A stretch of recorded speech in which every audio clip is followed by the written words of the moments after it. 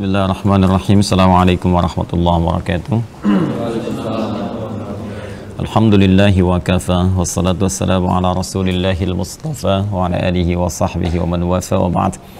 Fa ya ahbaballahi wa ahbaba rasulihi sallallahu alaihi wasallam, usi nafsi wa iyyakum bitaqwallahi faqad fazal muttaqun fala tamutunna illa wa antum muslimun.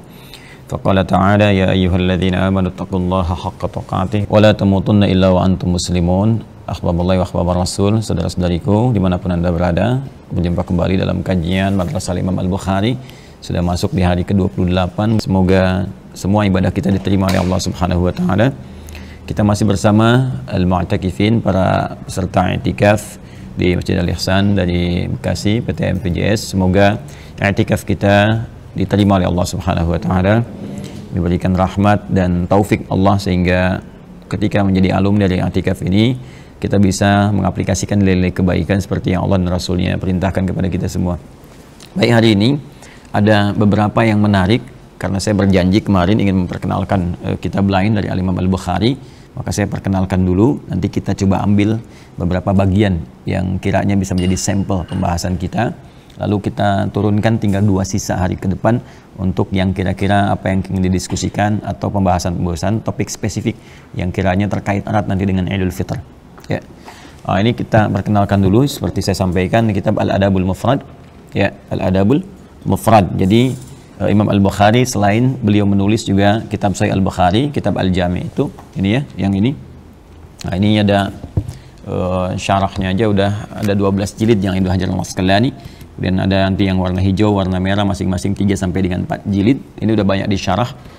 Ya, kemudian kemarin saya sampaikan juga ada gabungan Al-Bukhari dengan Muslim. Ini Sahih Muslim yang ini. Ini syarah Al-Imam An-Nawawi ada 9 jilid. Kemudian gabungannya yang ini, Al-Jami' Baina Sahihaini. Kemarin sudah kita bahas sebagian. Nah, kenapa penting saya hadirkan ini? Berangkat dari satu konsepsi Al-Imam Al-Bukhari. Beliau itu luar biasa ya. Pakar Quran, pakar hadis, ahli fikih, dan visioner. Visioner itu dalam arti bagaimana kemudian bisa menyiapkan kadar-kadar terbaik untuk meneruskan perjuangan beliau ya dalam konteks berdakwah keislaman yang lebih luas, dan kemudian merumuskan satu rumusan dasar yang ini sebetulnya rumusan dari awal-awal masa-masa keislaman yang harus dijaga ya. Apa itu? Ialah adab namanya, adab ya. Nanti ada transformasi di masa jahiliyah ke masa Islam dari kata adab ini. Awalnya kalau di zaman jahiliyah, adab itu diartikan kepada hal yang terkait dengan material, khususnya makanan ya, makanan. Makanya jamuan makan itu dulu disebut dengan ma'dubah namanya, dari kata adab, ma'dubah ya. Wa nahnu fil mashtati dad'u sufala la tarafina adiba ya, kata para pujangga pada waktu itu. Jadi kalau jamuan makan disebut dengan ma'dubah kan, kemudian orangnya disebut dengan adib ya. Adib atau begini, bisa jadi juga begini, adib ya kan? Pak Adib, bapak yang suka ngajak makan. Ada namanya adib, suka neraktir tuh ya. Nah, ini ya. Nah, ini. Nah, turunannya disebut dengan adab namanya. Jadi kalau adab waktu itu lebih identik dengan makanan. Ya, ada jamuan, ada makan, dia akan, kalau sekarang traktir dan sebagainya, itu ke sini. Jadi arahnya lebih kepada gizinya, lebih kepada materi gitu kan. Materi yang sifatnya fisikal. Nah, di masa Islam ini beralih ya, dari yang tadinya hanya jamuan fisik yang sifatnya fisikal, ini nanti berubah kedua sisi.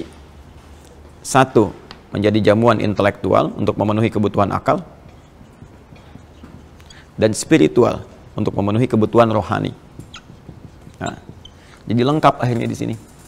Nah, saya mau brainstorming dulu ya, dan pecah bagaimana anatomi sisi manusia ya. Anatomi manusia itu dalam Al-Quran seperti apa. Kalau di medis itu kan hanya anatomi fisik saja ya, dari tubuh bagian atas sampai dengan bagian bawah.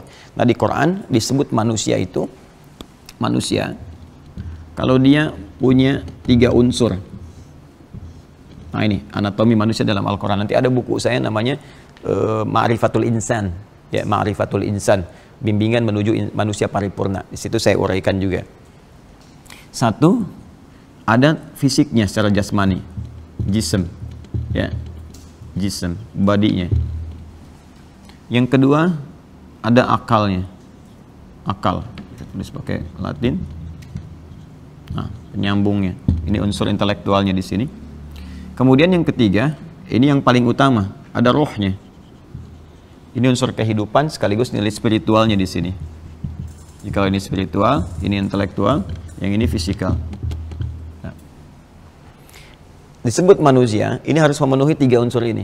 Hilang satu, maka hilang si kemanusiaannya. Dalam arti sisi manusia yang hidup.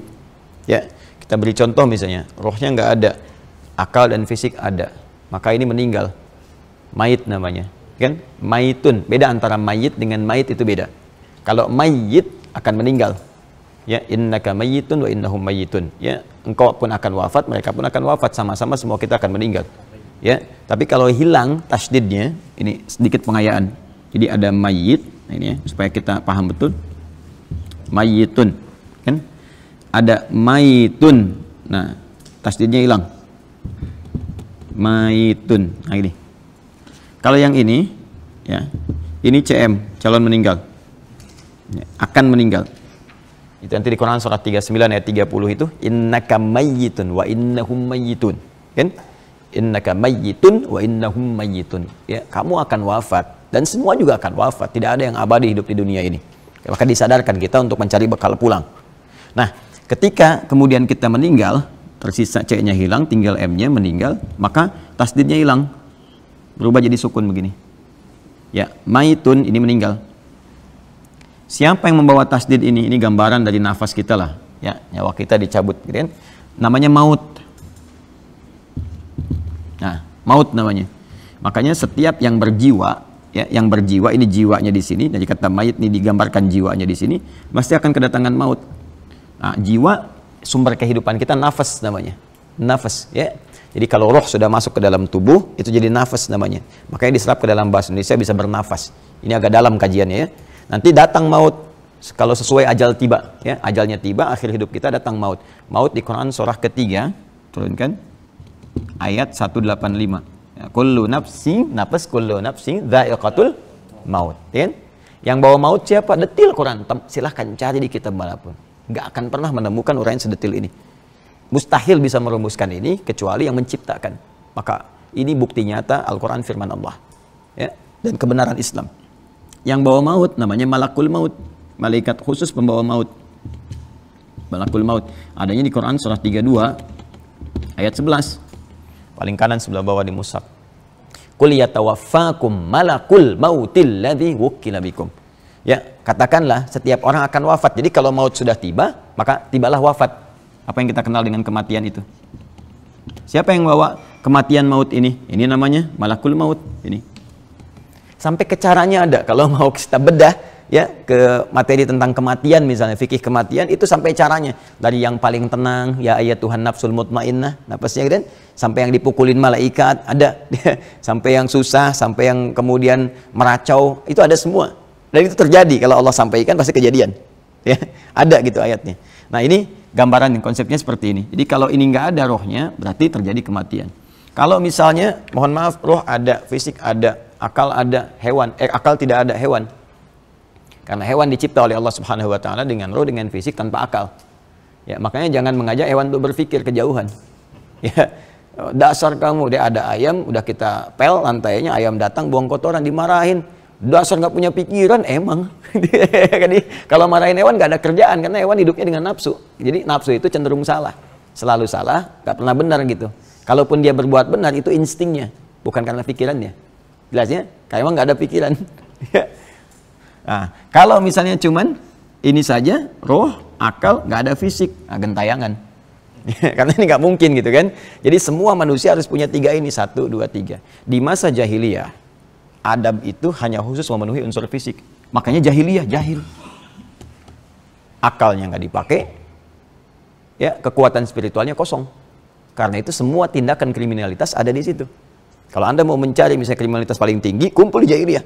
Jadi ada jahlun, ada jahil, ada jahiliyatun, beda. Ya, jahlun, jahil, jahiliyah. Itu beda. Jahlun kebodohannya. Bodoh itu bisa dari segi pengetahuan, akal, bisa jadi moral. Memang mungkin ada yang pintar, tapi kepintarannya dipakai untuk menipu. Ya, dipakai untuk berperang, dipakai untuk membunuh, dipakai untuk merampok, dipakai untuk zina, untuk goda dan sebagainya, padahal keburukan. Ini jahlun. Orangnya jahil. Kalau kita ingin kumpulkan semuanya, keduanya, semua sifat keburukan itu dan melekat di dalamnya, maka jahiliyah namanya. Kenapa masa itu disebut dengan jahiliyah? Karena memang semua perangkatnya terpenuhi pada hal-hal yang keburukan, sifatnya keburukan. Gak kenal, bodoh tuh gak kenal pada kebaikan. Gak kenal pada moral secara umumnya. Nah, karena itu pun aspek-aspek adab ini hanya untuk memenuhi unsur fisik saja. Maka ini kosong. Ya. Maka jangan berharap ada peradaban pada masa itu di jahiliyah. Gak ada, tenggelam di jauh di bawah. Diapit oleh Persia, oleh Romawi. Ini paling bawah, gak ada peradaban. Ya, gak ada puncak ilmu di situ. Kemudian spiritual kosong, rohiyah kosong. Yang berkuasa dukun, kan? Tukang santet, ya, kemudian ya kasih jimat-jimat dan sebagainya. Jadi kalau ada lagi sekarang itu terlambat, udah hilang 15 abad yang lalu kalau muncul lagi gitu kan. Kalau kembali lagi, berarti ada sesuatu yang bahaya. Ya, ada yang bahaya di sini, kembali ke masa-masa yang bisa menyebabkan ini. Jadi kalau sudah lekat dengan nilai-nilai tadi, perdukunan, itu pasti lama-lama dampaknya akan berdampak pada instabilitas dalam kehidupan. Ya, pasti itu sudah akan muncul nanti pertengkaran, perselisihan, macam-macam dan sebagainya. Itu karena jahiliyah seperti itu sifatnya. Datang Islam, begitu Islam datang, maka diberikan warna baru. Adab ini tidak hanya diarahkan pada aspek materi fisik, tapi mengalami perluasan makna dan diberikan sibghah, pengaruh-pengaruh kebaikan di dalamnya. Maka adab konsepsinya berubah, gizinya yang tadinya hanya ke fisik, maka sekarang diarahkan ke aspek intelektual untuk memenuhi kebutuhan akal. Karena itu di masa-masa awal Islam, itu keilmuan semua disebut adab. Jadi kalau kita belajar tentang ilmu, nahwu, sharaf, balaghah, itu adab semua namanya. Makanya kalau Anda masuk sekarang ke Universitas Islam, UIN misalnya, Universitas Islam Negeri dimanapun, ada jurusan adab. Ya, itu bukan jurusan makan, isinya sastra. Ya, isinya nanti ada masuk di bawahnya ada nahwu, ada sharaf, ada balaghah, ada macam-macam. Ya, ada fiqh muqarin, ada muqaranatul adab. Ya, ada arud dan sebagainya. Jadi semua ilmu pengetahuan dulu disebut adab. Kalau kita masuk ke ilmu nahwu belajar, itu dulu disebutnya adab. Saya mau belajar adab, belajar nahwu. Saya mau belajar misalnya sampai ke keislaman pun itu adab disebutnya, turunannya. Nah, nanti lebih jauh lagi kan ilmu itu ya, manfaat dari ilmu kan tatanan praktikal. Apa yang didapatkan dari ilmu kita dipraktekkan dalam kehidupan, gitu kan? Nah, praktek itu kan jadi sikap, dari sifat jadi sikap kan? Sikap. Nah, sikap itu nggak mungkin muncul kecuali tembus dari akal ini ke roh. Jadi bimbingan spiritual dari roh kita digerakkan menjadi gelombang ke bagian tubuh kita untuk beraktivitas. Maka dari sinilah kemudian Islam memberikan warna lagi. Setelah adab ini menjadi pengetahuan itu harus berdampak kepada praktikal kehidupan. Harus berdampak efeknya kepada sikap. Maka berubahlah kemudian, meluas kembali aspek adab yang tadinya kemudian ditambahkan intelektual menjadi ke aspek spiritual. Dari sini muncul kemudian menjadi norma, jadi karakter, jadi tampilan-tampilan kemuliaan yang bisa dipelajari. Awas, ingat, karena dasarnya dari ilmu. Kenapa saya katakan yang bisa dipelajari? Sebuah norma, nilai kebaikan, nilai kemuliaan, karakter kemuliaan dari sesuatu yang bisa dipelajari dari ilmu, dari intelektual, itu dinamakan dengan adab. Tapi kalau dia dihasilkan dari proses ibadah, bukan belajar sifatnya, tapi ibadah yang dilakukan untuk mendekat kepada Allah, maka dia disebut dengan akhlak namanya. Lebih tinggi lagi. Ya, jadi ada akhlak, ada adab, itu berbeda. Adab nilai kemuliaan, karakter kebaikan yang dihasilkan dari proses pembelajaran. Jadi orang yang belajar dari tatanan pengetahuan bisa punya adab dan bisa membangun peradaban. Ya, makanya orang-orang barat bisa beradab. Ya, di Amerika bisa beradab, Jepang bisa beradab. Karena kenapa? Kalau mereka mau belajar. Ketika turunan pengetahuannya dipelajari dan melahirkan karakter, disiplin, jujur. Ya, di Jepang banyak disiplin luar biasa. Yang jujur di luar banyak, gitu kan? Jadi jangan dibayangkan adab hanya monopoli di Islam. Saya tidak. Nilainya ada di Islam, tuntunannya ada di Islam. Tapi kalau orang Islam yang nggak mau belajar, yang pakai orang lain, jangan salahkan orang lain. Kita koreksi diri. Tapi akhlak ini hanya ada dalam ibadah. Ya, akhlak itu hanya ada dalam ibadah. Dan itu fitrah manusia, sudah jadi bawaan dari penciptaan akhlak itu. Jadi tertanam di dalam jiwa kita menjadi fitrah. Nanti saya jelaskan pas khutbah Id ada 2 jenis fitrah. Ya, salah satunya adalah cenderung kepada nilai kebaikan dengan dorongan jiwa takwa itu. Jadi manusia itu punya sifat gharizah, Al-mail lil khair, cenderung pada kebaikan. Karena itu siapapun dia, ya pada awal masa dia beraktivitas itu, dia akan menolak segala unsur keburukan dan cenderung baik. Ya, silakan kalau diajak misalnya untuk mencuri pasti menolak hatinya. Ya, lisan kita diajak berdusta, hatinya menolak. Bahkan pencuri pun nggak mau dicuri. Kan pernah dengar kisah perampok punya dua orang anak buah, ya terus diminta untuk mencuri, begitu setoran, yang satu kurang nyetornya, kamu nyuri setoran dia, padahal mereka tuh baru mencuri, ya kan? Kebayang ya? Nah, jadi ada bagian-bagian tertentu teman-teman sekalian itu menjadi bagian fitrah manusia. Nah, saya turunkan dari segi filologinya. Ya, ini akhlak nih begini tulisannya. Jamaknya disebut dengan khuluq, khuluqun. Nah, di Quran surah Al-Qalam ya ayat yang keempat, wa innaka la'ala khuluqin azim. Sungguh Nabi itu memiliki budi pekerti yang sangat luhur yang dihasilkan dari proses ibadahnya.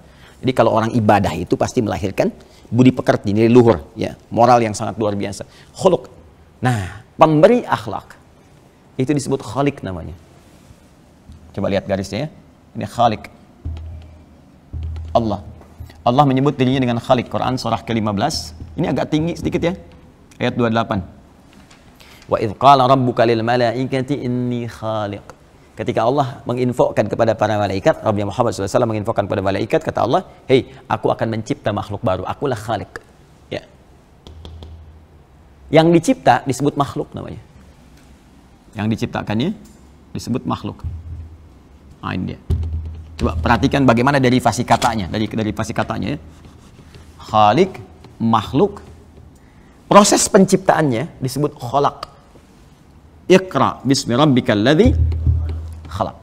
Ar-Rahman 'allamal Qur'an, khalaqal insan. Jadi Allah khaliq, mencipta khalaq, yang diciptakan makhluk, kita ini insan makhluk, khalaqal insan 'allamahul bayan. Kita. Nah, karakteristik makhluk yang dicipta itu yang disebut akhlak namanya. Jamaknya khuluq. Nah, ini. Jadi bawaan makhluknya, bagaimana dia mesti bersikap, karakternya, sikapnya, ya nilainya itu akhlak namanya. Untuk mendapatkan akhlak ini, maka dia hanya bisa diperoleh, dimunculkan. Potensinya ada dalam jiwa kita. Semua potensi baik itu ada.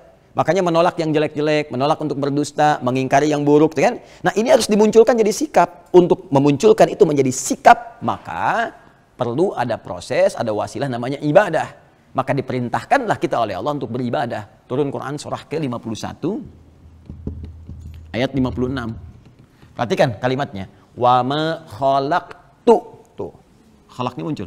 Wa ma khalaqtu, tuhnya kembali ke Allah. Wa ma khalaqtul jinna wal insa illa liya'budun. Tidaklah aku ciptakan, kata Allah, jin dan manusia itu ciptakan, ini prosesnya, kecuali mereka supaya menjadikan seluruh aktivitasnya untuk beribadah kepada Allah. Apa tujuan tertinggi ibadah itu? Akhlak. Ini akhlak. Ya. Makanya kita diminta sholat kan? Bagian dari ibadah kan? Ibadah pertama itu sholat. Quran surah 20 ayat 14. Innani anallahu, saya adalah Allah. La ilaha illa ana, enggak ada Tuhan selain saya. Fa'budni, ibadahlah kepada saya, sembah saya. Bagaimana caranya? Wa aqimis shalah, tunaikan salat sebagai ibadah kepada Allah. Sekarang apa hasil dari salat itu? Goalnya apa? Kan turun Quran surah 29 ayat 45. Innas salata tanha 'anil fahsya'i wal munkar. Tanha 'anil fahsya'i wal munkar itu akhlak. Mencegah perbuatan keji dan mungkar. Keji itu keburukan yang muncul dari syahwat. Maaf ya, pornografi, porno aksi, zina, ya kata-kata kotor, jorok, itu fahsya. Ya, boleh jadi orang bisa beradab, disiplin, nggak ada korupsi, ya nggak ada pencurian, tertib semuanya, tapi zina, marak, ya mabuk-mabukan iya gitu. Coba lihat, kita bandingkan ya, bisa di barat bisa bikin peradaban, tapi nggak bisa buat perakhlakan. Ya, coba silakan, lain waktu Anda lihat atau berkunjung, ya kalau Allah berikan jalan kepada kita, silakan cek, yang zina banyak, pakaian terbuka banyak, yang mabuk-mabukan banyak. Tapi dalam saat yang bersamaan bisa disiplin, kejujuran juga tinggi dan sebagainya. Itu kejujuran bisa dilatih lewat pengetahuan, belajar. Bukankah dari kecil kita dilatih masuk sekolah jujur, disiplin, jangan ganggu tetangga, ya? Kalau nyetel volumenya jangan kencang-kencang, itu adab. Tapi akhlak lebih tinggi nilainya.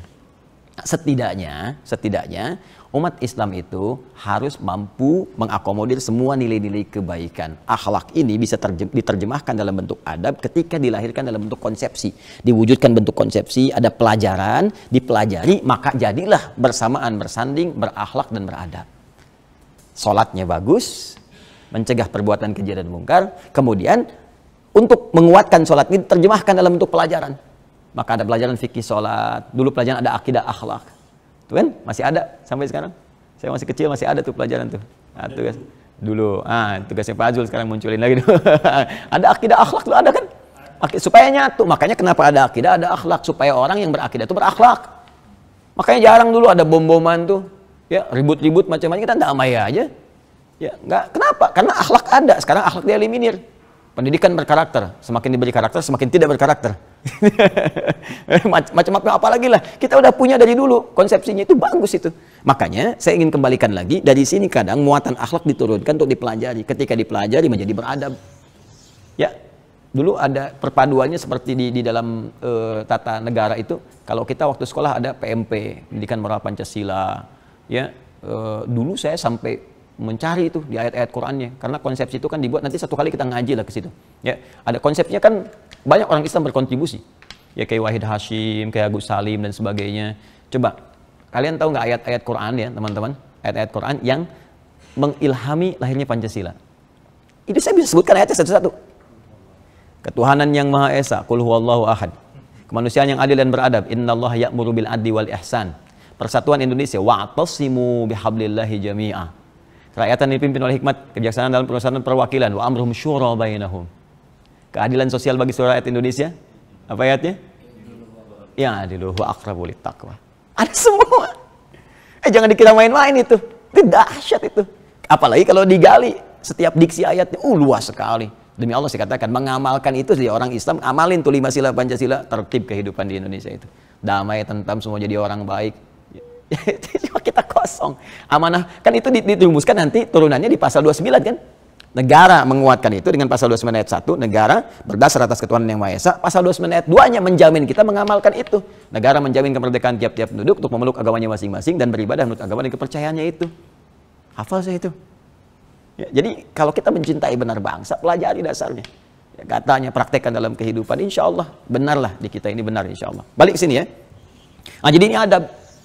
Makanya konsepsi adab ini kalau benar dipraktekkan, setidaknya membentuk orang jadi baik, ini, sehat, ini, dan soleh. Nah, Imam Al-Bukhari peduli dengan itu. Pasti ada generasi muslim ke depan itu, yang fisiknya kuat, bagus, yang cerdas, intelektualnya. Saat yang bersamaan dia soleh. Jadi bukan hanya memadukan antara iptek dengan imtak, ya, iptek pengetahuannya tinggi, teknologinya bagus, takwanya meningkat, tapi juga fisiknya kuat. Nah, itu ketiga ini, jadilah manusia yang seutuhnya.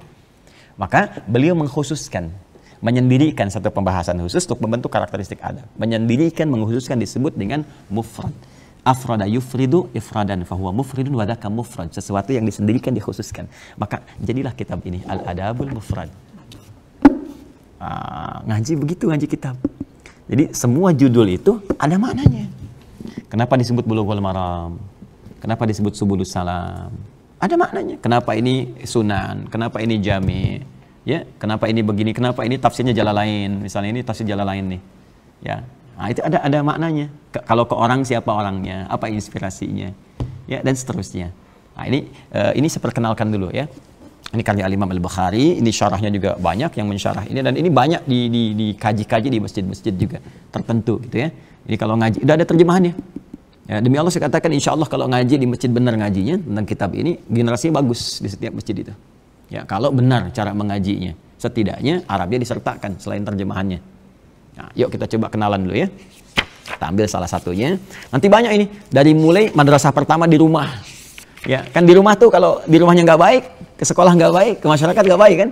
Jadi ini tuh dahsyatnya dari rumah, terus nanti keluar, sosial dan bagaimana bimbingannya kepada kita semua. Ayo kita ini ya ditunjukkan nih manuskripnya. Ini manuskripnya, kitab ini kan Imam Al-Bukhari kan nggak mungkin ngetik begini. Ya, ini udah, otentisitas kitabnya tuh, ini manuskripnya. Temukan di mana, bentuknya begini. Masya Allah ya, masih bisa menulis tuh, hafal Quran, hafal hadis, nulis berapa waktu yang dibutuhkan, tintanya dari mana, malam lampunya, penerangnya seperti apa. Ya, dan belum yang syarah. Yang syarah ini kan satu kitab, syarahnya 12, kadang-kadang 5, 4, 3 gitu. Ya. Nah, ini makhtutat yang ditemukan ya sampai dengan sekarang. Jadi ya, itu tantangan bagi kita lah. saya ada nanti mudah-mudahan besok lah saya bawakan. Saya menemukan jamaah kita, bukan saya, jamaah kita itu waktu gali sumur menemukan satu manuskrip, ya, tumpukan kitab-kitab klasik yang ditulis orang tua kita, ulama kita dulu. Begitu saya baca ini, masya Allah, udah dahsyat ini. Ya, isinya tuh bagus sekali gitu. Ada tentang fikih, ada tentang akhlak, tentang macam-macam. Nah, itu masih ada yang tulisan tangan gitu. Terus ada yang murid-muridnya belajar, tulisin nyatet. Pertanyaan saya, kok bisa disembunyikan di sumur? Kenapa gitu? Ya, ditimbun gitu. Apakah mirip kejadian seperti di Spanyol waktu itu? Di mana kitab-kitab banyak disembunyikan di dalam, baik di tanah, ada ditimbun atau yang di hutan-hutan gitu. Itu yang menarik. Masih ada di saya. Ya, sebagian saya hadiahkan ke Habib Umar bin Hafidh waktu beliau ke sini. Ya, ada saya kasihkan, masih ada di saya, masih utuh yang ini. Itu menarik sekali. Kalau digali itu setidaknya mungkin 100 tahun ada itu. Ya, paling minimal ke belakang 100 tahun ke belakang itu. Dan itu diduga kuat di antara murid-murid yang pertama belajar dari generasi para pengajar yang datang dari Hadramaut ke sini. Ya, karena ada redaksi-redaksinya yang saya bisa lihat, oh ini ke sini, ini ke sini, ini ke sini. Ya, dan di pesantren-pesantren yang klasik yang sekarang jadi kitab-kitab itu, nah itu syarah-syarahnya terampil dari sini. Ya, nanti besok ya saya coba bawakan insya Allah. Baik, bismillahirrahmanirrahim. Nah, ini yang seperti yang saya sampaikan teman-teman sekalian. Ini dimulai dengan di rumah dulu. Bagaimana menata adab di dalam rumah sebelum kita keluar. Ya, jadi dimulainya terstruktur sekali dari rumah. Terus di rumah tuh dipecah lagi. Di rumah kan kalau kita mau beradab, pasti ada orang tua kan di atasnya. Orang tua tuh dibagi lagi. Ibu, ayah, ke ibu bagaimana, kenapa ibu utama, kenapa ayah utama, terus sampai ke bawahnya. Ya, saya bacakan ya. Ya, bismillahirrahmanirrahim. Saya langsung saja. Bab ma jaa fi qaulihi ta'ala wa wassaynal insana biwalidayhi husna. Al-Ankabut ayat yang ke-8. Bab ini akan membahas tentang tingkatan adab yang pertama kali dipelajari oleh seorang muslim, yaitu di rumahnya, berdasarkan isyarat firman Allah. Kan saya katakan di awal kan waktu bahas Al-Bukhari. Al-Bukhari ini hafal Quran, tahu tafsir, tahu hadis, termasuk tahu fikih. Jadi sangat terstruktur gitu ya apa yang ada diturunkannya. Dari sini pembahasan ini nanti ada buku-buku tentang fikih rumah tangga. Nanti saya pulang mungkin besok, ingatkan saya saja ya. Nanti saya coba contoh, saya tunjukkan. Dulu saya masih ngajar tentang fikih keluarga. Jadi ada keluarga-keluarga kita tunjukin nih bimbingan fikih keluarga begini gitu. Itu dari runtut sekali dari atas sampai kalau lahir anak, lahir cucu, lahir apa terus sampai ke pendidikannya bagaimana ada semua. Ya. Nah, ini baru disebutkan satu ayat. Saya turunkan lagi ayat yang lain ya. Jadi teman-teman boleh catatkan yang sama dengan ini. Redaksinya mirip-mirip ya sama tapi penekanannya berbeda. Jadi kalau di Quran ada lafaz yang sama, jangan disebutkan pengulangan. Karena nggak ada pengulangan dalam Al-Quran. Allah itu maha suci dari pengulangan. Kalau mengulang berarti nggak jelas. Dan semua firman Allah jelas. Ya, makanya di tafsir itu ada kaidah begini. Ada kaidahnya, taksis li ma'nan jadid. Ini untuk menunjukkan pondasi pada makna yang baru, yang tidak sama dengan sebelumnya. Itulah mukjizat Al-Quran. Ya, di Ar-Rahman kan diulang tuh. Ya, kalau kita dari segi lafaz kan kita sebutkan diulang. Padahal bukan pengulangan. Fabi ayyi ala'i rabbikuma tukadziban, fabi ayyi ala'i rabbikuma tukadziban, fabi ayyi ala, terus itu fabi ayyi ala yang pertama beda dengan yang kedua, kedua beda dengan yang ketiga, ketiga beda dengan yang keempat, lain-lain itu maknanya. Oh, kalau kita ngaji tuh, oh, kita kata ya Allahumma sholli ala sayyidina, ya Allah, benar nih firman Allah ini, nggak bisa manusia bikin begini, beda satu kedua lain maknanya, itu pondasinya lain gitu. Di Al-Baqarah aja ya Bani Israil adzkuru, dan itu kan 3 kali. Ya Bani Israil adzkuru ni'mati allati an'amtu 'alaikum wa aufu, kan yang 40. Yang 47 wa anni fadaltukum 'alal alamin. 122 wa anni fadaltukum 'alal alamin. Kan? Itu antara 1, 2, ketiga lain-lain maknanya. Ya. Nah, di sini saya ingin tunjukkan ini yang Al-Ankabut ayat 8. Kalian teman-teman boleh tambahkan Quran surah 31, Luqman ayat ke-14. Kemudian satu lagi Quran surah 46 ayat 15 yang kemarin. Ya. Nanti itu berurutan ya. Quran surah ke-29 ayat 8. Kalau yang ini kaidah dasar. Nanti yang di Luqman Quran surah ke-31 ayat 14 itu nanti terkait dengan masa penyapihan. Ya. Kehamilan dengan penyapihan. Kemudian yang Quran surah ke-46 ayat ke-15 terkait sampai masa usia 40 tahun dan harus menyiapkan amalan spesifik untuk dibawa pulang yang jadi kebanggaan gitu, sampai dengan doa dan menyiapkan keturunan. Ya. Nah, ini mari kita lihat turunannya ya. Bab ma jaa fi qouli ta'ala, a'udzubillahi minasyaitonir rajim, wa wassaynal insana biwalidayhi husna. Ya. Dan kami berikan wasiat kepada semua manusia. Kita kembalikan dulu ke Quran surah ke-29 ayat 8. Ya, supaya saya bisa jelaskan dulu bagaimana kedalaman diksi Al-Quran di sini. Ya. Wa wassayna, dan kami wasiatkan. Apa itu wasiat? Wasiat itu pesan singkat yang sangat kuat. Ya, pesan singkat yang sangat kuat. singkat, padat, tapi pesannya kuat sekali. Bukan mau meninggal ya. Wasiat itu asalnya bukan mau meninggal. Teman-teman saya mau berwasiat, oh Ustaz ini mau meninggal. Bukan. Ya, wasiat itu maksudnya pesannya kuat sekali. Ya, tolong jaga ini dan amalkan ini. Kenapa pesan orang meninggal disebut dengan wasiat? Karena biasanya kalau orang sudah mau meninggal, pesannya cepat ditangkap. Seorang ibu mengatakan dalam sehatnya, nak, sholat nanti mah kan baru adzan, ntar aja pas mau qomat. Begitu sudah nafasnya ya tersendat-sendat di ujung beliau usianya, kemudian mengatakan, nah sholat iya mah, iya insya Allah mah siap tuh. Lebih kuat rasanya. Karena itu pesan orang yang kiranya merasakan di ujung usianya itu disebut dengan wasiat karena cepat sampai ke dalam jiwa pendengarnya. Nah, Allah di sini menggunakan kata wasiat. Wa wasaina, aku mewasiatkan. Ini artinya kalau Allah sampaikan dengan kata wasiat lebih penting lagi. Ya. Nah, kalau ada redaksi seperti ini, ingat ya. Ini persamaannya begini. Kalau di Quran, di hadis ada sebuah kata yang menekankan, ini artinya satu, informasinya sangat penting. Yang kedua, pahalanya banyak. Ya. Oh, ini harus saya tajamkan nih. Kadang ngaji itu begitu, kadang-kadang satu kata bisa kemana gitu, tapi terkorelasi dan indah. Ya. Gini, saya kasih rumus dulu ya dalam tafsir nih ya. Rumusnya begini. Kalau ada satu kata bersifat menekankan, taukid. Nah, kan? Yang langsung perintah sifatnya dari Allah. Maka ini ingin menunjukkan kesan bahwa informasi yang disampaikan ya lewat kata ini sangat penting.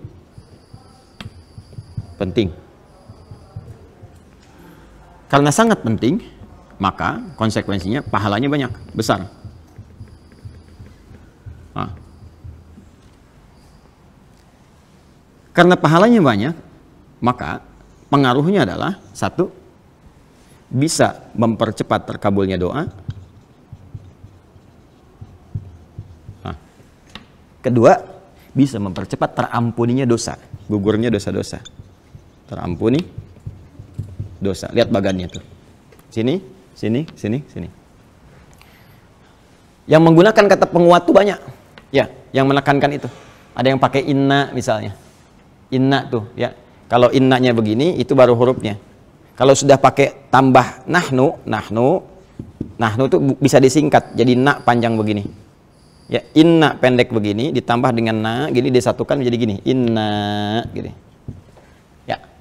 Na-nya ini berfungsi menunjukkan keagungan Allah. Ya, sekaligus pentingnya informasi yang disampaikan. Saking pentingnya Allah menyampaikan dengan keagungannya. Kalau ada yang begini, pakai inna begini, ini berlaku hukum ini. Contoh di Ramadan, Quran surah 97. Inna anzalnahu fi Lailatul Qadar. Pakai inna berarti infonya sangat penting. Pahalanya banyak. Berapa pahala di malam Al-Qadar? Lailatul Qadri khairum min alfi syahr. Sekarang saya tanya, kalau di malam Al-Qadar berdoa terkabul tidak? Terkabul. Dosa diampuni nggak? Masuk kan prakteknya kan? Nah, sekarang kalimatnya langsung menggunakan kata, diksinya bukan huruf lagi. Wa wassoina. Wasi pakai na lagi di ujungnya. Ya, wa wassoina. Wassa aja ini udah mewasiatkan. Wassa, yuwassi, ya kan? Atau ausa, yusi, wassa, yuwassi. Ada ausa, yusi, ada wassa, yuwassi, ya. Pakai na lagi. Nih, untuk menunjukkan keagungan. Wassa saja udah menunjukkan makna yang sangat penting. Kalimat yang singkat, padat, tapi sangat penting. Seakan ingin mengatakan begini. Nah, saya terjemahkan dari nak dulu. Demi keagunganku, kata Allah. Ya, aku berikan info yang sangat penting kepada kalian. Aku tekankan ini. Ya, fokus baik-baik gitu. Nah, itu seperti itu kurang lebih ya gambarannya. Kemudian al-insana. Manusia. Di terjemahan disebutkan manusia. Manusia itu disebut dengan 5 nama di Al-Quran. Ada bashar, 35 kali disebutkan di Quran. Ada ins, ya dipasangkan dengan jin, ya ma'syaral jinni wal ins, 18 kali disebutkan di Quran. Ada nas, ya 241 kali disebutkan dalam Al-Quran. Qul a'udzu birabbin nas. Ada bani Adam, ya bani Adam khudzu zinatakum inda kulli masjid, 7 kali disebutkan dalam Al-Quran. Ada insan, 65 kali disebutkan dalam Al-Quran. Dahsyatnya Al-Quran, kalau kita lihat di terjemahan, semua terjemahannya sama manusia. Tapi lafadznya berbeda. Dan ini menunjuk pada penekanan yang tidak sama. Kalau disebutkan bashar, ingin menunjuk tampilan fisik yang bagus, halus, sekaligus ada punya potensi nafsu. Jadi kalau kita mau belajar memanage nafsu, cari kata bashar di Quran, pelajari itu. Ins, untuk menunjuk sifat kelembutan dan harmoni manusia. Yang beda dengan jin. Ya, kalau jin itu tersembunyi, kemudian cenderung kasar, makanya jin itu tampilannya kasar. Ya, nggak ada orang kemasukan jin jadi ramah misalnya. Permisi Ustaz, ingin ikut taklim, sedang kemasukan jin, mustahil. Ya, pasti dia meracau, mengacau dan sebagainya. Bedanya manusia lawannya ins, lembut, nampak. Ya, jadi kalau ada manusia itu mohon maaf, ya sedang bersembunyi, itu berarti sedang keluar dari fitrahnya. Sedang punya masalah. Sama dengan jin yang melakukan penampakan, itu jin galau itu. Jin punya masalah. Terlebih kalau manusia cari-cari penampakan jin, itu yang kacau. Ya, jadi manusia itu gampang kalau keluar dari fitnah itu punya masalah. Manusia itu harus tampak. Datang tampak. Jadi kalau lihat orang langsung kita lari sembunyi itu punya masalah. Ya, yang kedua halus. Nah, ini diharmoni. Jadi kalau ada orang kasar, lisannya kasar, ya, perilakunya kasar, berarti ada yang salah. Boleh jadi pengaruh lingkungan kata Nabi yang keliru. Itu ngaji gitu tuh enak tuh. Nah, sifat sosial yang menandakan bahwa kita nggak bisa hidup sendiri, gitu kan? Kemudian Bani Adam, genetik kita tersambung ke Adam untuk menentukan satu terkait dengan warisan, ya. Kemudian dua mahram, ya, bagaimana jalur itu bisa digali, turunkan. Insan terkait dengan totalitas aktivitasnya dari bangun tidur sampai dengan tidur lagi, ya. Dalam kita beraktivitas. Jadi kalau disebutkan insan itu menunjuk semua aktivitas kita. Kalau pakai al berarti menunjuk semua manusia yang beraktivitas. Nah, sekarang katanya menggunakan insan di sini. Wa wassainal insan. Kata Allah, "Hei, demi keagunganku, aku berikan pesan yang sangat penting, singkat tapi penting sekali untuk semua manusia yang beraktivitas dalam hidupnya. Di antara sekian aktivitas itu ada yang paling penting untuk kalian fokuskan." Ya. Kita dari bangun tidur sampai tidur beraktivitas kan? Banyak kan? Dari sekian aktivitas itu, nih ada yang paling penting. Yang kalau kita kerjakan ini akan berdampak pada aktivitas yang lainnya. Apa itu? Biwalidayhi husna. Berbakti kepada kedua orang tua. Wah, itu kunci itu. Ya. Nah, nanti kita turunkan husna jadi birrun tuh. Menarik tuh. Ya. Jadi ada husnun, ada birrun, itu beda. Bahkan nanti ada thayyibun, ada khair, ada ma'ruf, ada ihsan, ya, ada saleh, ada birrun. Itu berbeda. Ya, wasainal insana biwalidayhi husna. Aku wasiatkan kata Allah, berikan pesan yang kuat untuk berbakti, berbuat baik kepada kedua orang tua. Husna itu masdar, sifat dari kata hasuna yahsunu husnan wa hasanan. Jadi turunannya jadi hasana yuhasin untuk perbaikan dan ihsan untuk puncaknya. Dasarnya husna. Husna itu punya 3 arti. Satu, baik. Yang kedua, diniatkan sebagai ibadah. Yang ketiga, yang mengandung sisi pahala. Ya, makanya nanti penulisan pahalanya disebut hasanah namanya. Ya, Quran surat 6 ayat 160, man ja'a bil hasanati falahu asyru amsalihha. Terus kita berdoa, Rabbana atina fid dunya hasanah, ya. Nah, jadi pertama, segala turunan kata hasan itu artinya baik. Oh ya, Zulkifli Hasan, Zulkifli Hasan, Emre Hasan, ya, dan seterusnya. Hasan, pendiri Persis salah satunya, ya. Itu baik tuh. Jadi kalau ada yang namanya Hasan nggak baik, dipertanyakan, Bapak namanya Hasan itu. Pokoknya kalau lagi nggak baik, dibilangnya, Pak namanya Hasan gitu kan. Nah, itu ya. Yang kedua bukan cuma baik, yang baik banyak. Kebaikan itu diniatkan sebagai ibadah. Jadi ketika Allah memberikan gambaran, berbuat baiklah kepada kedua orang tua, itu dinilai Allah sebagai ibadah. Dan tinggi nilainya. Makanya nanti di Quran surah ke-17 ayat 23, itu tingkat ketinggian ibadah, ya, dalam rangka berbakti kepada orang tua itu diletakkan oleh Allah setelah beribadah kepada Allah, menuhankan Allah. Wa qadha rabbuka alla ta'budu illa iyyah wa bil walidaini ihsana. Tuh, tingkat ketinggi. Jadi jangan dikira kita berbakti cuma cium tangan aja nggak ada nilainya. Tidak, itu tinggi sekali. Dan ketinggian ibadah itu terletak setelah menyembah kepada Allah Subhanahu wa taala. Dari sisi pahalanya. Ya, makanya Allah sangat murka kalau ada seseorang misalnya, mohon maaf sekali, ya baik sama yang lain, kerjakan ini sukses, tapi sama orang tuanya buruk, tidak, ridha Allah nggak akan turun. Ya, itu bermasalah gitu. Nah, dan yang ketiga, berpahala. Ya, berpahala. Jadi saya bikin konsepsi garisnya supaya paham kayak yang tadi tuh. Kayak yang tadi ya. Jadi kenapa menggunakan kata husna sebagai dasar yang paling singkat di sini untuk memberikan kesan. Jadi belum masuk ke terapan nih. Ya, baru dikasih konsepsi dulu kalau kita mau, Allah turunkan nanti secara detail dan harus mau. Ya, ini menunjukkan satu turunan kata hasuna. Ya, ini kalau ada begini ru'ah namanya. Kadang disebut rik'ah. Ini sin kalau panjang begini, sin. Ya. Hasuna yahsunu husnan wa hasanan. Nanti ada wa ihsanan. Ya, kalau pakai ahsana dan tahsin kalau pakai hasana. Ini menunjukkan garis ini menunjukkan 3 hal. Satu, segala perbuatan yang baik mengandung nilai ibadah dan berpahala. Kita praktekkan dengan ayat ini dalam konteks bakti kepada orang tua. orang tua. Ya. Wa wassaynal insana biwalidayhi husna. Kami wasiatkan kepada setiap manusia untuk berbakti kepada kedua orang tua. Menggunakan kata ini, turunan kata ini. Artinya apa? Bakti di sini menunjukkan perbuatan baik. Kita belum masuk detail ya. Ketika kita berbuat baik pada orang tua, baik itu banyak nanti dengan sikap, dengan harta benda, dengan perhatian, dengan macam-macam. Itu dicatat oleh Allah langsung sebagai ibadah. Dan ibadahnya bukan main-main, ibadah tertinggi, urutannya kedua. Setelah kita menyembah Allah Subhanahu wa taala melalui rasulnya. Ya, dalilnya Quran surah ke-17 ayat 23. Wa qadara rabbuka alla ta'budu illa iyyah wa bil walidaini ihsana. Allah telah menetapkan satu ketentuan, ya hanya menyembah Allah saja, salat, kan? Kemudian kita puasa karena Allah, baca Quran karena Allah, mengikuti Rasulullah, kan? Nah, semua itu tingkatannya yang kita kerjakan nomor 1. Setelah itu urutan keduanya apa? Wa bil walidaini ihsana, berbakti pada orang tua. Tingkat tertinggi nomor 2. Dan ketika dikerjakan itu, apapun yang kita kerjakan dengan niat ibadah ini, saya mau sekolah minta doa saja, dengan niat kita memuliakan orang tua, ya, saya muliakan orang tua minta doa, itu dicatat pahalanya. Punya nilai pahala. Berapa pahalanya? Paling sedikit 10 kebaikan. Dalilnya Quran surah ke-6 ayat 160. Ini Quran surah ke-17 ayat 23. Ya. Pahalanya disebut hasanah namanya. Perhatikan tuh. Ini perbuatannya, ibadahnya disebut dengan ihsan. Ya. Pahalanya disebut dengan hasanah. Ya. Bu Hasanah, ibu yang mendulang pahala dalam aktivitasnya gitu ya.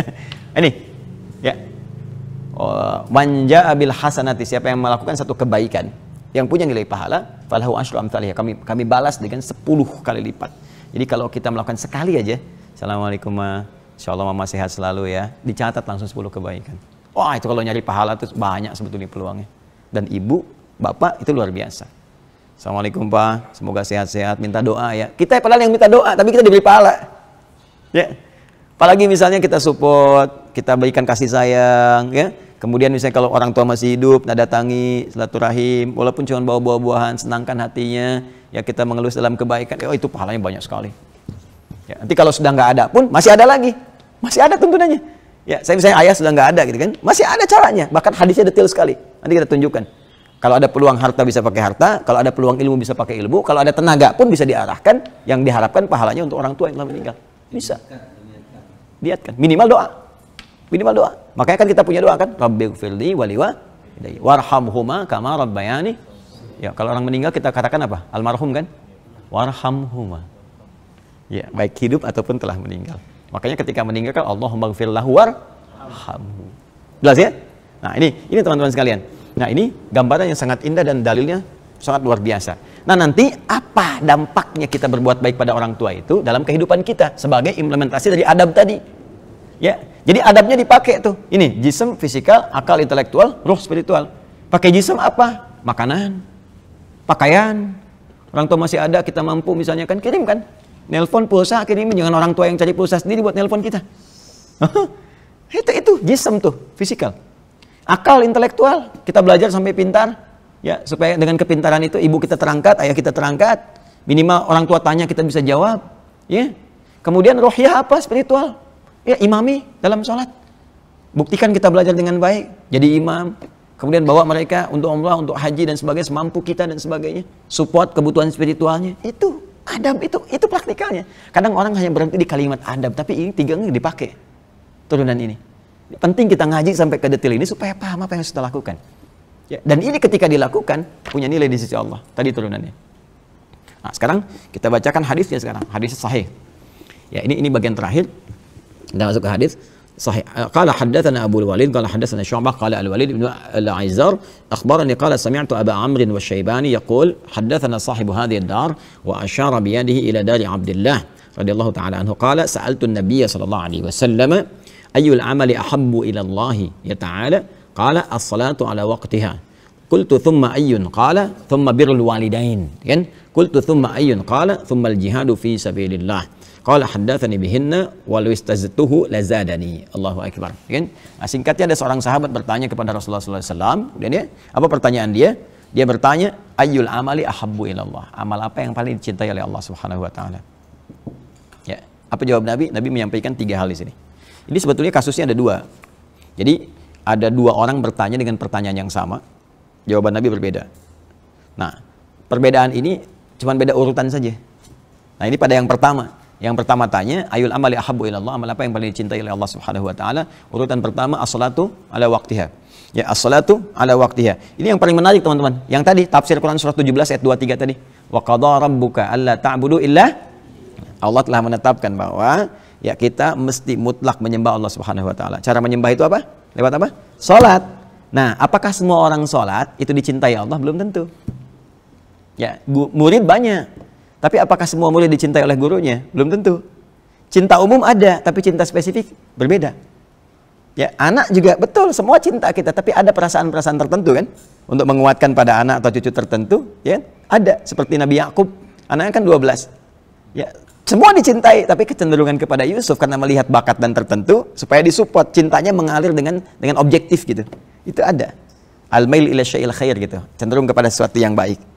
Nah itu Allah mencintai semua hambanya. Tapi nanti di antara sekian hamba yang sholat, yang dicintai Allah itu ada yang paling tinggi. Siapa dia?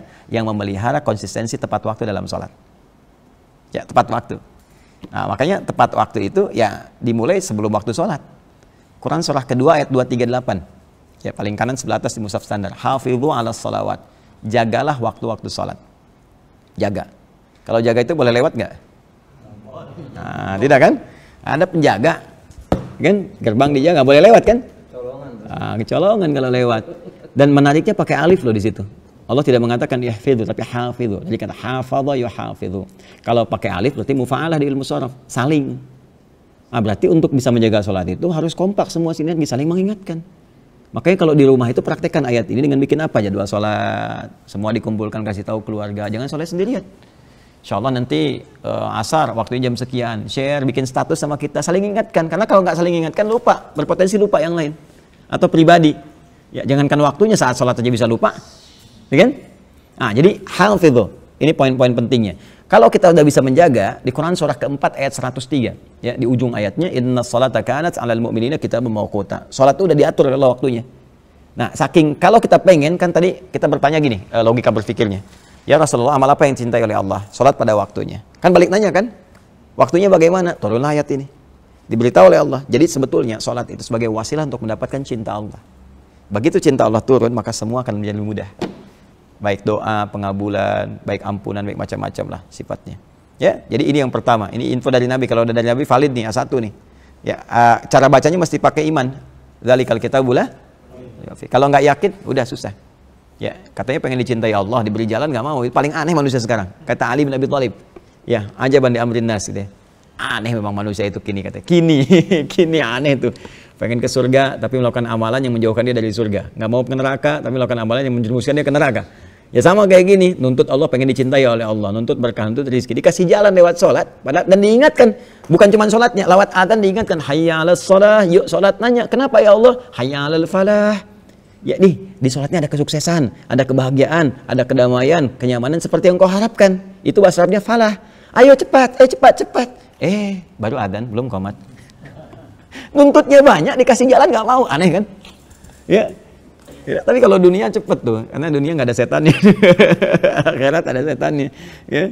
Wah itu, Allahu Akbar. Semoga Allah bimbing kita ya. Nah yang kedua ini dia, seperti urutan ayat tadi, thumma ayyun, kemudian apalagi qala thumma birrul walidain. Ya, kemudian berbuat baik kepada kedua orang tua. Jadi ini tingkatnya tinggi setelah menyembah Allah Subhanahu wa taala. Makanya disandingkan di dalam riwayat lain, ridha Allah pun ini nanti akan diberikan kepada seorang anak ya, berdasar ridha orang tuanya. Sepanjang orang tuanya benar dalam memberikan ridhanya.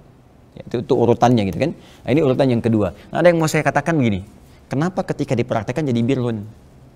Ayatnya mengatakan husnun. Nah, tahu nggak birrun artinya apa? Baik. Baik itu apa? Birrun. Birrun apa? Baik. Ya. Jadi baik itu ada 5 ya. Ada tayyib, ada khair, ada ma'ruf, ada ihsan atau husnun, ada saleh. Dan birrun itu pelengkapnya untuk praktikalnya. Saya langsung ke birrun saja supaya nggak panjang. Birrun itu asalnya begini.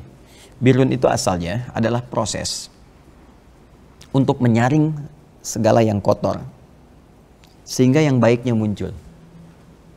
Ya, menyaring yang kotor sehingga yang baiknya muncul.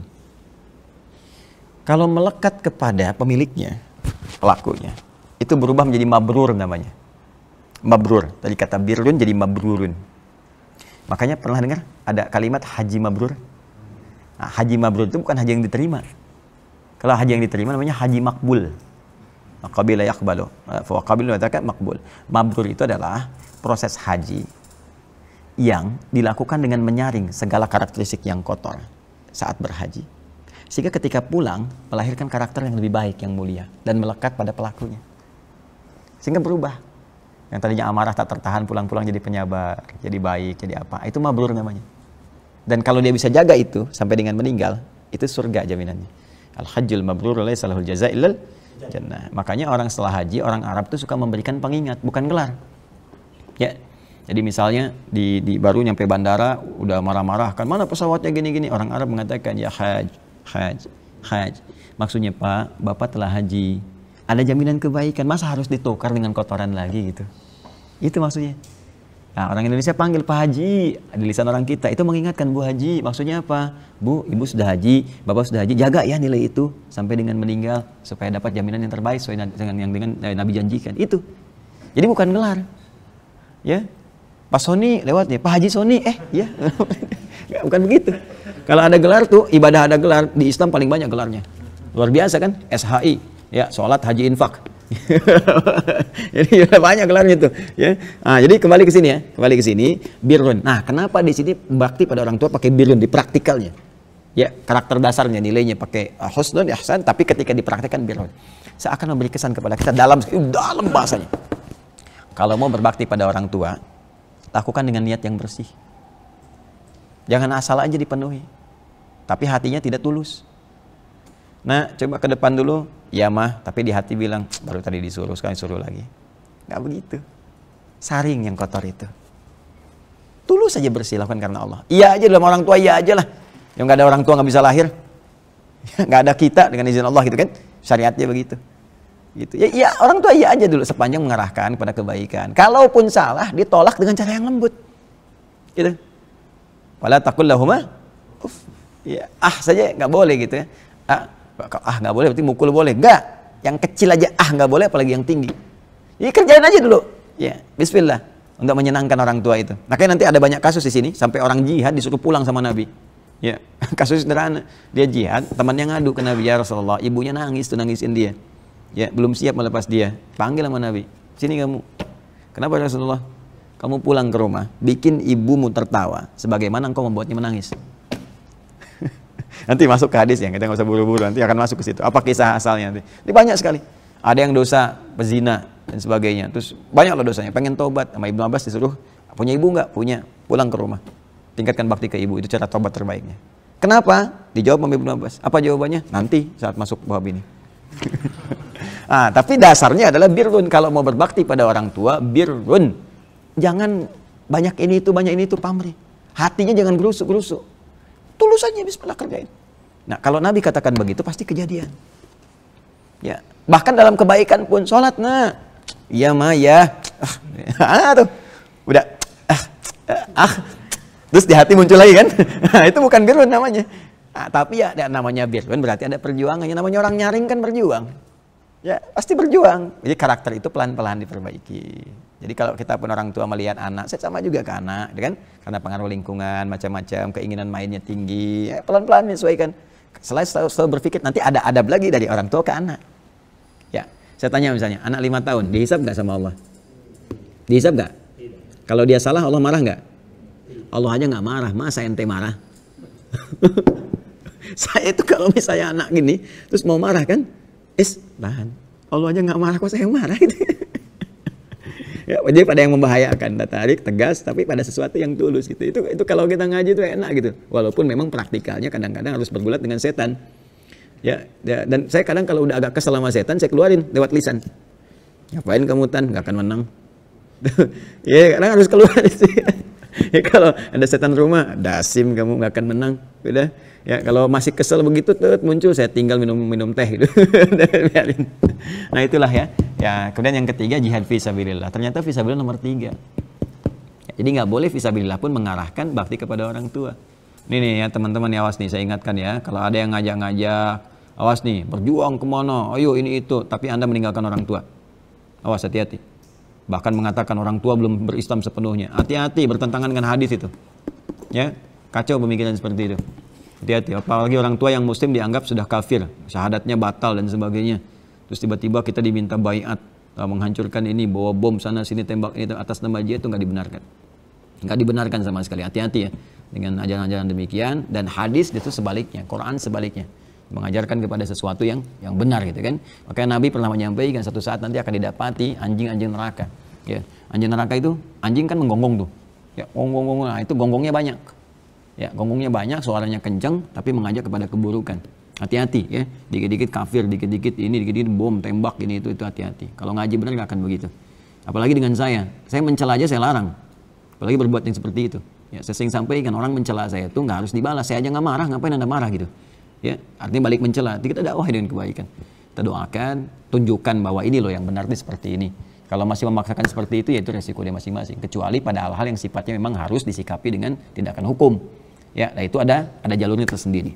Saya kira itu ya untuk hari ini. Jadi kita belajar ini sedikit sebetulnya satu hadis. Ya, kalimatnya dalam tapi praktikalnya kan juga membuat kita lebih termotivasi ya. Nah, ini turunan ilmunya. Ya, jadi kalau kita mempraktikkan adab, ingat 3 unsur ini, fisik, akal, roh, kan? Fisikal, jasmani, kemudian itu ada intelektualitas dan spiritualnya. Satukan jadi satu. Jadi pelayanannya maksimal. Kemudian itu konsepsinya kalau kita lakukan nilainya ibadah, ada pahala dari Allah Subhanahu wa taala, turunan ke bawahnya doa terkabulkan, dosa terampuni dan sebagainya. Kita baru bacakan pengantar, belum turunan bab-babnya ke bawah. Jadi kalau masih ada waktunya saya tunjukkan, tapi tadi saya ada 2 janji ya. Besok tolong saya diingatkan kembali. Salah satu di antara janji itu saya bawakan satu manuskrip kan, yang tadi saya sampaikan. Insyaallah ya, yang lainnya nanti teman-teman kita siapkan, dan cuma punya 2 pertemuan lagi. Ya, besok dengan lusa. Setelah itu besoknya Idul Fitri. Ya, semoga Allah rahmati kita semua. Semoga Allah sayangi kita, berikan jalan terbaik untuk kita dan mengampuni dosa kita, memuliakan kedua orang tua kita dan keluarga besar kita. Allahumma taqabbal minna innaka antas samiul alim wa tub alaina innaka antat tawwabur rahim. Rabbana atina fid dunya hasanah fil akhirati hasanah wa qina adzabannar. Allahumma rabbana ij'alna liman ahsana liwalidina ya arhamar rahimin. Allahumma ij'alna liman ahsana liwalidina ya arhamar rahimin. Allahumma rabbighfir lana wa liwalidina warhamhum kama rabbawna shighara wa li jami'il muslimina wal muslimat wal mu'minina wal mu'minat al ahya'u minna wal amwat innaka sami'un qaribun mujibud da'wat ya qadhiyal hajat. Rabbana atina fid dunya hasanah wa fil akhirati hasanah wa qina adzabannar. Rabbana awzi'na an nashkura ni'mataka allati an'amta 'alaina wa 'ala walidina. Allahumma wa an na'mala salihan tardah wa an na'mala salihan tardah wa an na'mala salihan tardah wa sallallahu ala sayyidina Muhammad wa ala alihi wa sahbihi ajma'in wa akhiru da'wana alhamdulillahi rabbil alamin. Subhanakallahumma bihamdika nashhadu an la ilaha illa anta astaghfiruka wa atubu ilaik. Assalamualaikum warahmatullahi wabarakatuh. Alhamdulillah.